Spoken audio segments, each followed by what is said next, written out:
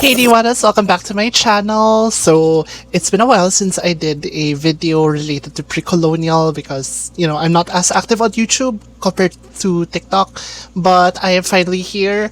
And for today, this is going to be a special video because several people on TikTok have been asking me about this, to do this. Yesterday, after the New Year celebration, I finally watched The Kingdom. Yes, I know that I'm a year late, but when it was in the cinemas, I was out of the country. So now it just got released on Netflix. So I finally watched it yesterday. Because I was a bit wary because the premise of the movie is about Philippines in an alternate universe where we were not colonized and we were ruled under a monarchy. So I was kind of skeptical about it because, when it comes to especially pre-colonial themed movies, I've never seen one recently that's super accurate because if, as you guys know, I was still heartbroken and enraged with the 1521 movie. Also, by the way, guys, I'm wearing a pre-colonial fit. So it's very Boxer Codex inspired. And I'm also wearing gold necklaces, the bangles, and of course, I have my patanao right here. So the patanao is like one of the most iconic Visayan jewelries ever. So there you can see it. Before we continue, I would like to put on a disclaimer that this is just a personal review and all thoughts that I have here are my own personal thoughts. And also, there will be some scenes that I will be tackling which may include spoilers. So, if hindi pa kayo nakanood ng The Kingdom sa Netflix or on any other site, please skip this video and just watch it pagkatapos mo. So let's start with the cinematography. So I actually love the cinematography of the movie. It's really clear and, I was really amazed by the cinematography. And, the actors also did a fine job. So kudos to them. So let's just start with the whole setting. So we have here the palace of Kalayaan. So Kalayaan is supposedly the alternate universe of Philippines if hindi tayo na-colonize. So first things first, I kind of find it weird na we are called Kalayaan here kasi yung root word ng Kalayaan is, laya, which means freedom. Being called Kalayaan, what exactly are we free from? Kasi this is a universe where we were never colonized by both the Spaniards and the Americans. Though I do love the architecture of the palace of Kalayaan right here. It kind of reminds me of the Coconut Palace, and we can also see some gold etchings right here and there. And yeah, some pre-colonial palaces did have some gold etchings, but I think that's more on the interior rather than the exterior. Most of our architecture back then was made of wood. Although there is one part of the palace here in this movie that looks pretty Western. So I'm not sure about that. I think it would have been best if they committed to showcasing native architecture in the palaces. Although I just wanna let you guys know as well na just because in an alternate universe we weren't colonized, that doesn't mean we would be lagging behind or we would be living in mud huts and, everything. So a lot of people tend to say that as a way to justify Spanish and American colonization as progress. But then before the Spaniards even arrived, our archipelago has interacted with so many foreigners. Like, we've been trading and forming diplomatic alliances with other Southeast Asian kingdoms, even sending tributaries to China, and even meeting with Arab, Indian traders. We've even interacted with the Ottoman Empire. So we were no stranger to outsiders. Even Western influence would still arrive in our archipelago even if we were not colonized because we weren't isolated. People like to think that we were similar to the North Sentinelese. Like, we were so isolated, and everybody was just being hostile to each other when that really wasn't the case in pre-colonial times. So please fix that mindset. Okay, so this is the first concern, which is the existence of Spanish loanwords, even in terms that have native equivalents. For one, they address the deities as mga Diyos, and that's one thing that I found questionable, because Diyos is the Spanish word for God, and we would not be calling our deities mga Diyos. Another thing is the main characters of this movie, the ones played by Sue Ramirez, Christine, and Sid Lucero, they address their father as Tay or Tatay, or even their late mother as Nay or Nanay. So that's actually wrong, because Tatay and Nanay are actually derived from the Nahuatl language. And the Nahuatl language actually incorporated some words in our languages due to the galleon trade during the Spanish colonization. So, to be more accurate, it would have been more appropriate for them to address him as Ama, or to their mother as Ina. So those are the indigenous terms for mother and father, Ama and Ina. And in one scene, I remember that they refer to bangles as pulseras. Pulseras is also a Spanish term. There's actually a Tagalog word for bracelet that isn't Spanish, so they would be called galang. Galang. The Vocabularia de la Lengua Tagala actually has so many indigenous Tagalog words and equivalents that can be used and could have been used in the movie, so that was a missed opportunity. Next up, Spanish names. Even in this alternative universe where we were not colonized, we have characters named Felipe, Rosa, Joaquin, and Kiko, which doesn't make sense because those are Spanish names. Like, maybe for the character Felipe is the son of Princess Matimias, played by Christine Reyes. And maybe it could be possible that his father was a Westerner, but there's no explicit dialogue that even implies that the father was a Westerner. So, Felipe in an uncolonized Philippines, that sounds off. Indigenous names were usually reflected and inspired by nature, your attributes, and even your job. And then, if there were foreign names, they would have likely been derived from Arabic or even Sanskrit, possibly even Chinese. So, Piolo Pascual's character, Sulo, his full first name is Sulaiman, which is derived from Arabic, so that is plausible. And another thing to note here is that they are still animists in this movie.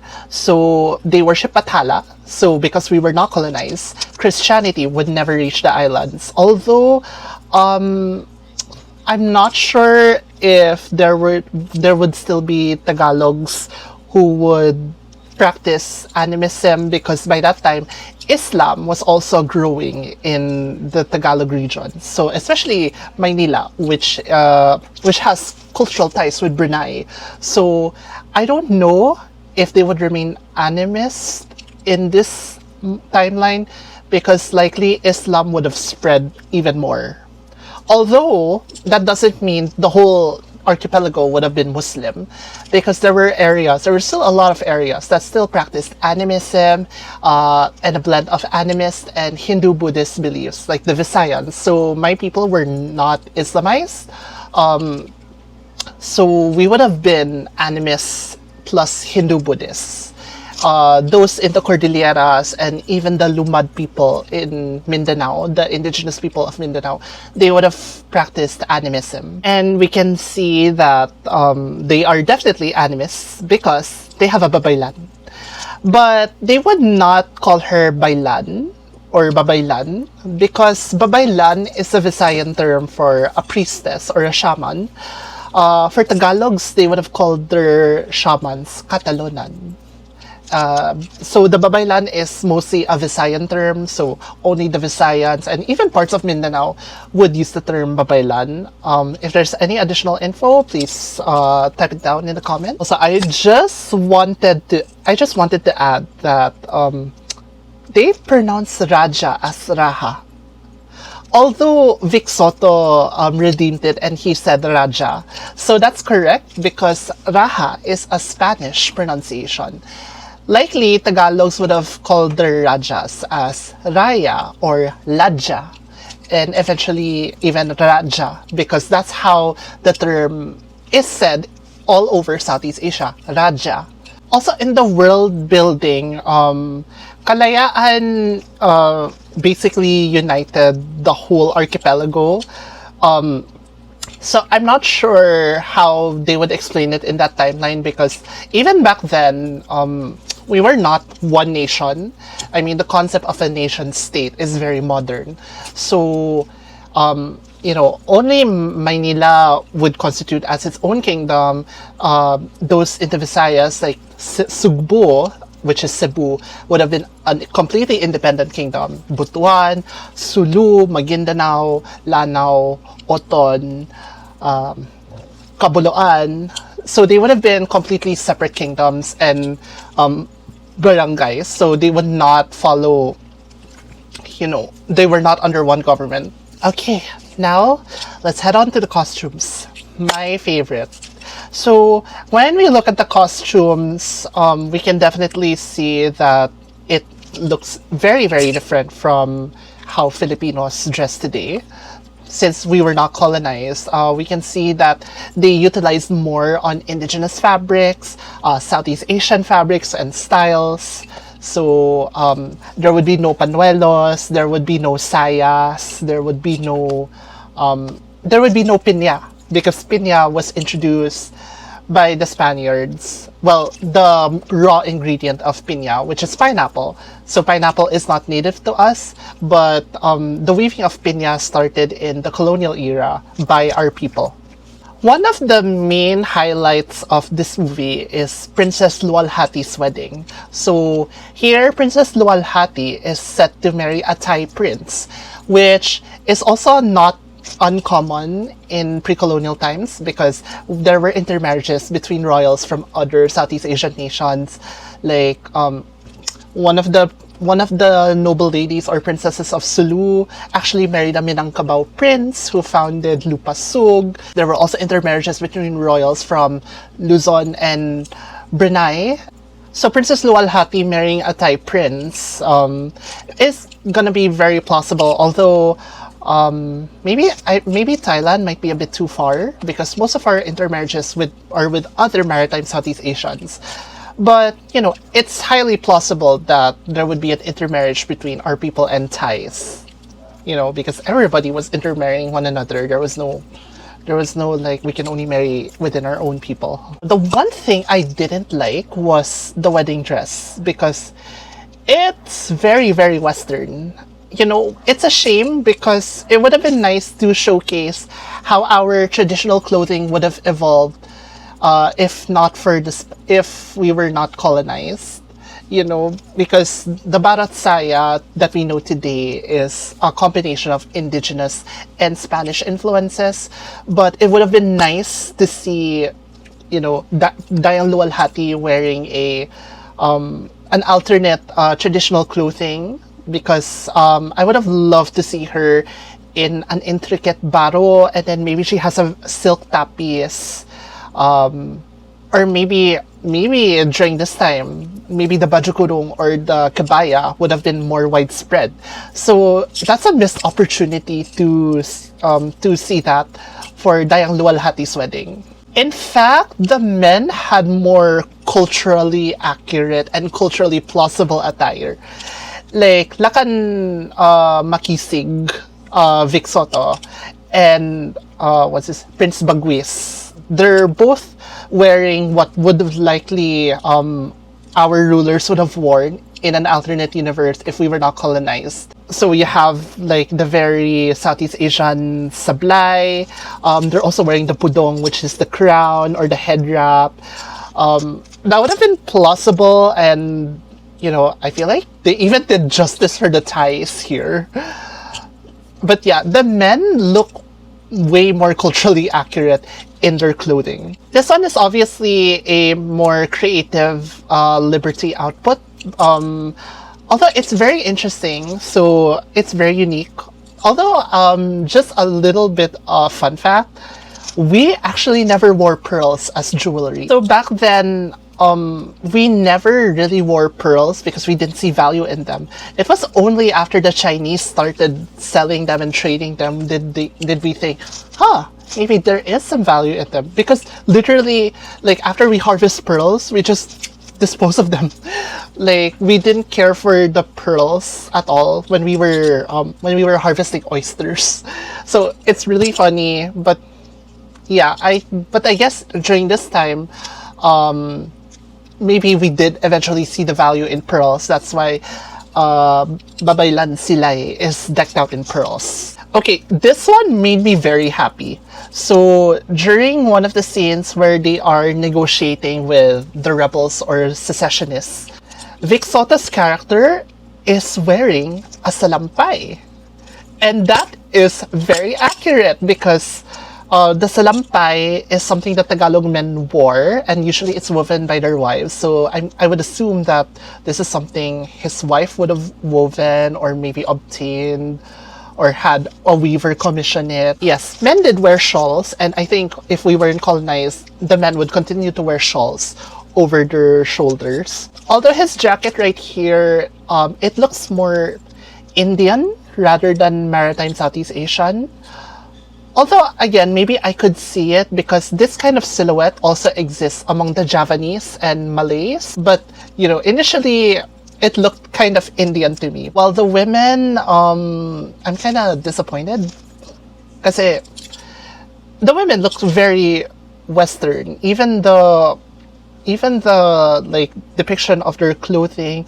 Like, again, I would have liked to see how they would interpret the Baro and Tapis in this timeline, which is a failed opportunity because, we're showcasing an alternative universe. So it would have been nice to see what would happen to our traditional clothing without the Spanish influence, without the American influences. Like, I even noticed this artwork behind Vic Soto's character.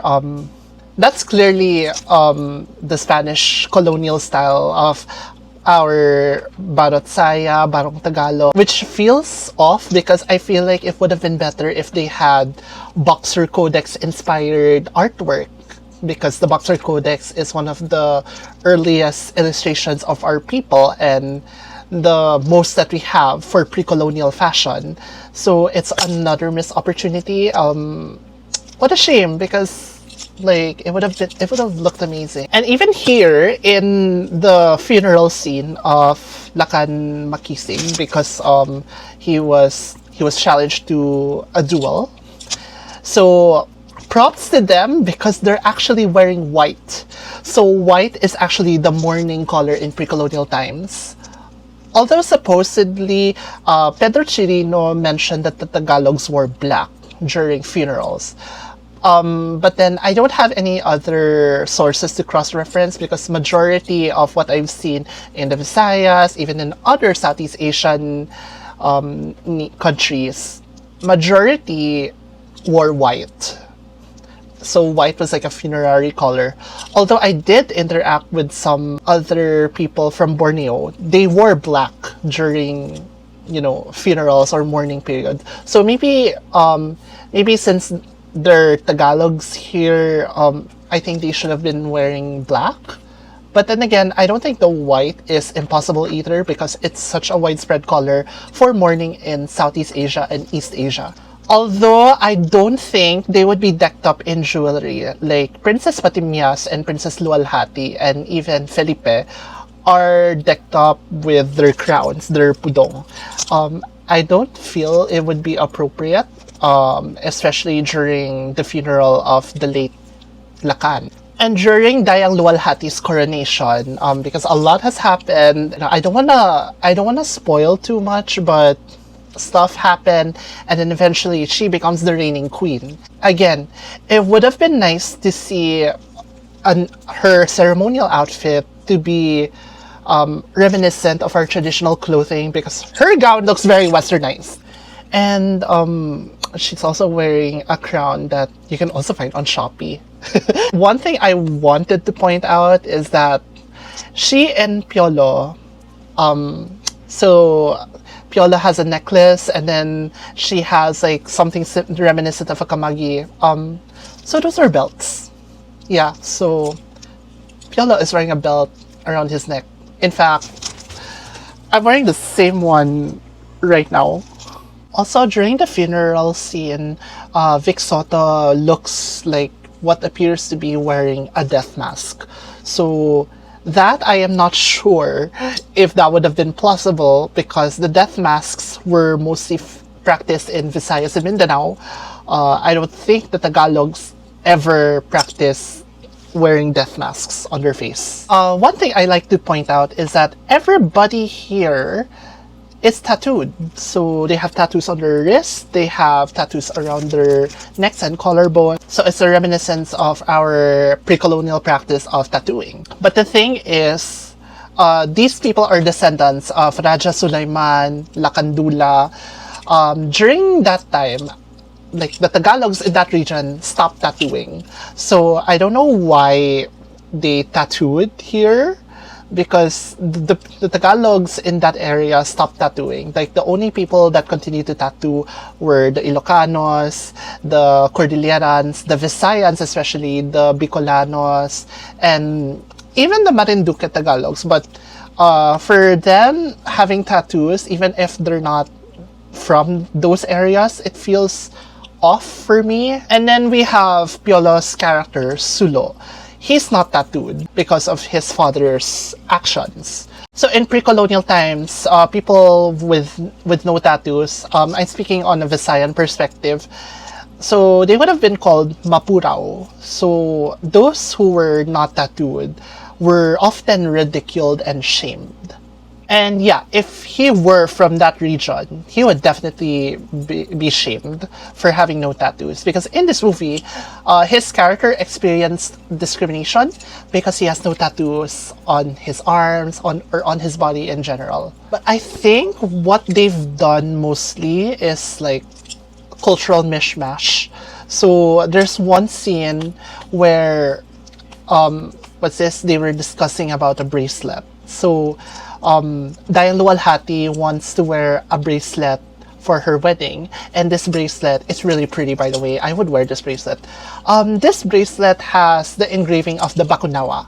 So if they were Tagalogs, they would not have the Bakunawa, but they would have the Laho, which is the equivalent of the Bakunawa, because the Bakunawa is a Visayan and even Bicol mythical creature.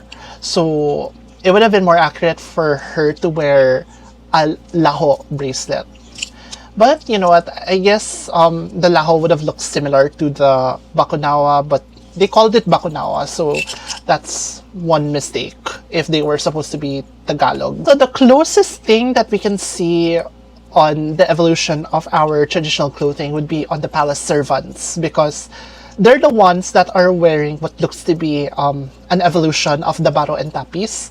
So again, sayas would not be introduced because saya is a long skirt that was introduced by the Spaniards. So they would continue to wear the tapis, which is a sarong. And then it would have been nice as well if they featured the tapis or patajong even more, because we would likely see more of that being worn in Kalayaan. What I do appreciate is that the women can fight. So they can fight, like during the abduction scene, both Christine Reyes and Sue Ramirez's characters can fight, and even the nanny of Felipe can fight. So that's a good addition to this movie, because you know, pre-colonial Native women and even other Southeast Asian women, it wasn't like the West and also in China and East Asia, the women were capable of fighting. They weren't super like trapped in the patriarchy because female rulers and female power was also possible in Southeast Asia. Hence why there was no objection when initially Princess Matimias became queen and eventually Princess Lualhati became the reigning queen. There was no objection to that. And for Sulo to be a male consort, it's also reminiscent of the fact that even though we had a social class system, it wasn't fixed. So you can definitely rise above the rank or fall from grace. So Sulo is akin to an Uripon or an Alipin. That's the lowest class in the social class system. And him marrying Princess Lualhati elevates him to kadatuan, or in Tagalog, maginoo. So that shows example of the social class system is not fixed. You can definitely rise above the rank no matter where you are. Now for the martial arts, I guess they took some references from Eskrima or Arnis. I'm pretty sure they also got some influences from Silat because of the movements of the fighting. And not to mention, in one of the duel scenes, they were carrying blades in their hands. So what's this? We have Vic Soto wielding a kris. So a kris is a dagger that can be found all over maritime Southeast Asia. Philippines, Indonesia, Brunei, Singapore, Malaysia. So they were found everywhere. And for Sulo, Piolo Pascual's character, he's wielding what looks to be like a karambit. I'm not sure if there's a native equivalent for the term because I'm not very well versed in weapons. So if you're a weapons enthusiast, please type it down in the comments. Also, you're not fooling me. The Lakambini Hiraya Medical Center is actually SM Aura. You're not fooling me on that. They turned SM Aura into a hospital. And this is what my cousin especially pointed out. Regarding the casting, they had issue with it because majority of the cast members are mestizo.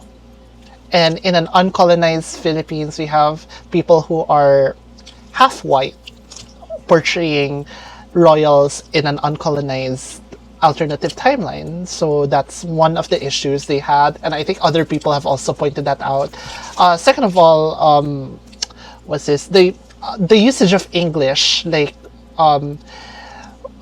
when they are talking to each other, it sounds very American. I know that if you were royal, you had the privilege of studying abroad, so maybe I can sort of excuse that, but then I think realistically we should have some sort of accent when speaking English. And what's this? But the commoners, they also made use of English terms which would not be realistic in an uncolonized alternative timeline, because I don't think English should have been super widespread in this timeline, because again, we were not colonized by the Americans. So like our English proficiency would have been significantly lower. So having like a lot of English dialogue, even with the commoners, that's very much wrong. So that's one thing that didn't sit right with me. There's a lot of things that my cousin really didn't like in the movie. So I'm just gonna put it right here because they can explain it better. Yeah, just pause. Like this attempt was pretty much a cultural mishmash of different Philippine cultures. And not to mention, the whole plot, I feel like it's way too complex for it to be in a single movie. I think that's why they're planning to make it into a teleserie so they can expand on it. But yeah, it's very, very complex because we have diplomatic alliances with foreigners, corruption, land grabbing, secessionist movements. Tapos meron din mga injustices that aren't really fully explored dito sa movie. But yeah, this movie, yeah, even within the first 10 minutes, parang may na-point out na ako na, parang mali yan, or that is not plausible. So, yeah, there were a lot of inaccuracies. Although I did like a few parts, pero the cultural mishmashing and, you know, the costumes, especially the wedding dress, that was such a missed opportunity. Like, it would have been nice if, you know, they really, really showcased like the evolution of our traditional attires in this movie, but no, they had to stick with a Western wedding dress for the wedding. Like, that's such missed opportunities. And or maybe even like, you know, showcasing some jewelry based on pre-colonial artifacts. I mean, they could have borrowed like the jewelry from Amaya. So, but yeah, I guess those are my thoughts on this movie for now. So yeah, honestly, like, I wouldn't say it's as bad as 1521 because 1521 is an abomination. But, you know, sayang kasi like the kingdom would have really, you know, showcased a lot more potential and the ideas that they could have come up with, plus the research. But it all just felt like cultural mishmashing for me, and, you know, even the usage of Spanish and even lots of English in the dialogues. Not to mention Spanish names. Like, come on. Like, why is there a character named Rosa, Felipe, Kiko, Joaquin, even Carpio? But yeah, so those are my thoughts regarding the kingdom. I guess I was right about being wary about it. So yeah, I guess that concludes my movie review. If you enjoyed this video, don't forget to like, comment, and subscribe to my channel. So yeah, I haven't done a lot of pre-colonial related videos for my YouTube, again, because I'm more active on it on TikTok. But you know, I think very soon I'll definitely upload some more this 2026. So thank you guys and Happy New Year. Bye bye.